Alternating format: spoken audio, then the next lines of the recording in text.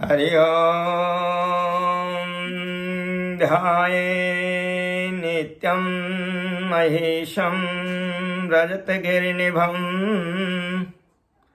चारुचन्दावतंसं रत्नाकल्पोज्ज्वलांगं परशुमृगभरां भीतिहस्तं प्रसन्नं पदमासीनं समन्तात् स्तुतममरगणैर्व्याघ्रकीर्तिं वशानं विश्वाद्यं विश्ववन्ध्यं निखिलभयहरं पंचवक्त्रं त्रिनेत्रं। बोल उमापति महादेव की जय। आज मैं आप लोगों के सामने श्रावण कृष्ण पक्ष द्वादशी तिथि वीरवार और दिन के 3:30 के बाद त्रयोदशी प्रारंभ हो जाएगी। त्रयोदशी भगवान शंकर का विशेष पूजन प्रदोष व्रत जिसको कहा जाता है। तो भगवान श्री शाम सदाशिव आराधना आज विशेष महत्व है प्रदोष काल का। शास्त्रों में कहा गया है कि वेदस्य वा शिवो वेदः, वेद शिव है और शिव ही वेद है, अर्थात शिव वेद स्वरूप है। यह भी कहा गया है कि वेद नारायण का साक्षात स्वरूप है। वेदो नारायण साक्षात स्वयं भूरिति सुश्रुमः। वेद को परमात्मा प्रभु का निश्वास कहा गया है। जो वेद नारायण का साक्षात स्वयं भूरिति सुश्रुतः प्रभु का निश्वास कहा गया है। इसलिए भारतीय संस्कृति में वेद की अनुपम महिमा है। इसीलिए वेद मंत्रों के द्वारा आस्तोष शिव जी का पूजन, आस मने जल्दी, तोष मने खुश होने वाले शिव जी का पूजन, अभिषेक, यज्ञ और जप आदि किया जाता है। शिव और रुद्र ब्रह्म के पर्यायवाची शब्द है। शिव को रुद्र इसलिए कहा जाता है कि ये रुत अर्थात दुख को विनष्ट कर देते हैं। रुत अर्थात दुखों को नष्ट कर देते हैं। रुतम दुखम द्रावयतीति नाशयतीति रुद्रः। रुतम दुखम द्रावयतीति नाशयतीति रुद्रः।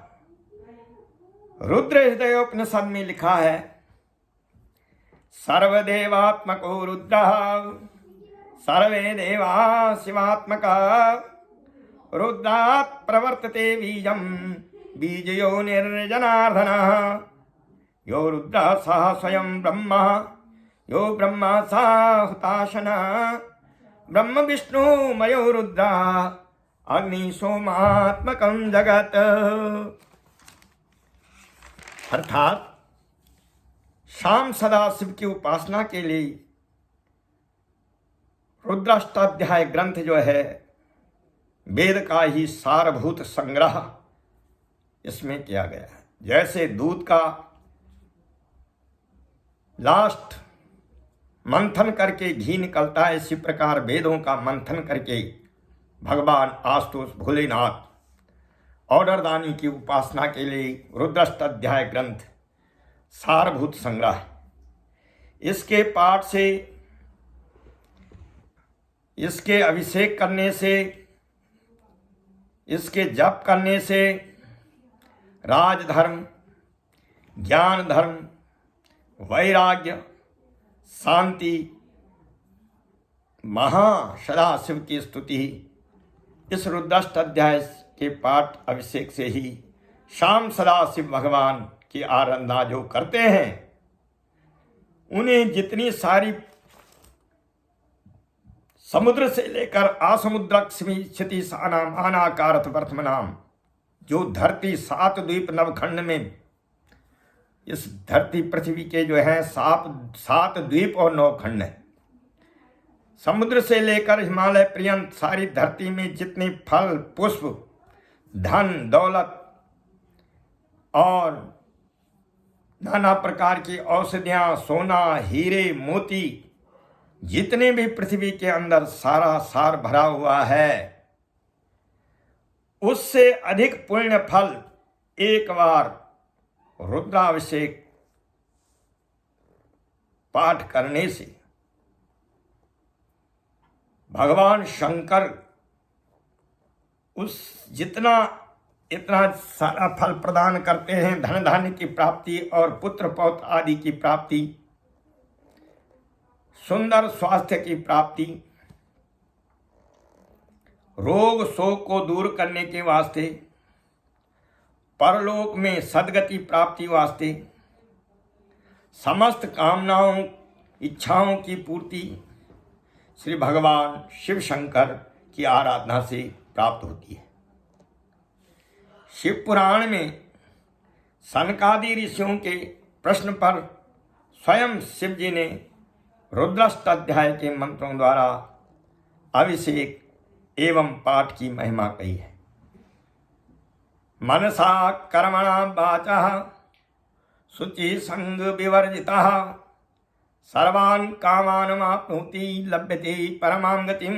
स्वयं शिव कह रहे हैं सनकादि ऋषियों के प्रश्न पर शिव पुराण में कि मन से, वाणी से, कर्मों से जो पाप किए जाते हैं, वह श्री रुद्राष्टाध्याय जो ग्रंथ है इसके द्वारा मेरी यजन जो करता भक्त है वह इन पापों से मुक्त हो जाता है। सर्वान कामान माप्नोति, और समस्त कामनाओं को प्राप्त करता है। लभ्यते परमां गति, और परम गति को प्राप्त होता है। भगवान भोलेनाथ को आशुतोष कहा गया है। आस माने जल्दी, तोष माने खुश, जल्दी प्रसन्न होने वाले। और ऐसे ऑर्डरदानी हैं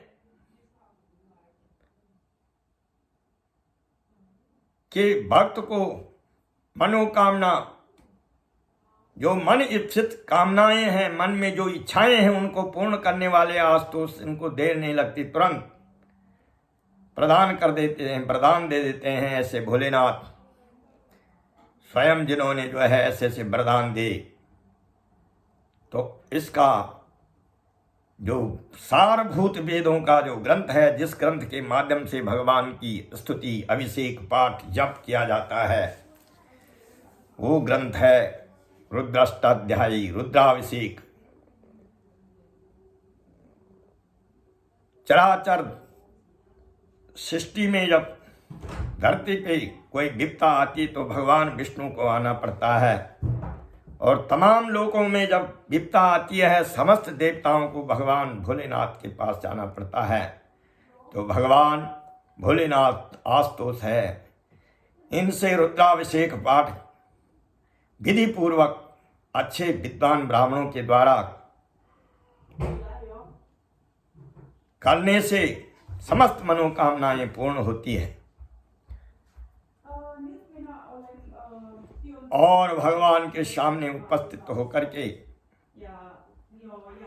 तन्मयता होकर के प्रार्थना करें अभिषेक के बाद कि कर चरण कृतम वा, हे प्रभु, हाथ से, चरण पैरों से, काया मन शरीर से, कर चरण कृतम वा कायजम कर्मजम वा, मेरे कर्मों से, श्रवण नयन जम्बा मानसम वा अपराधम, कानों से जो गलत सुना गया हो, मन से जो गलत विचार आए हो, विहितम अविहितम वा, जानते हुए अथवा अज्ञान अवस्था में जो भी अपराध हुए हों, हे भोलेनाथ उनको माफ करना। मैं आपके शरण में हूं। इस प्रकार भगवान भोलेनाथ की आराधना करते हुए मन, वाणी और कर्म से जो है किए हुए पाप नष्ट हो जाते हैं और परम लोक की प्राप्ति होती है। ओम शांति शांति शांति। सर्वे भवन्तु सुखिनः, सर्वे सन्तु निरामया, सर्वे भद्राणि पश्यन्तु, मा कश्चित् दुःखभाग् भवेत्। भक्तों से और श्रोताओं से अनुरोध है, किसी भी प्रकार की आपको कोई शंका हो तो उसके समाधान करने के लिए हम प्रयास करेंगे। आप लिख करके भेजें और सब्सक्राइब कीजिए चैनल को। ओम शांतिर्भवतु।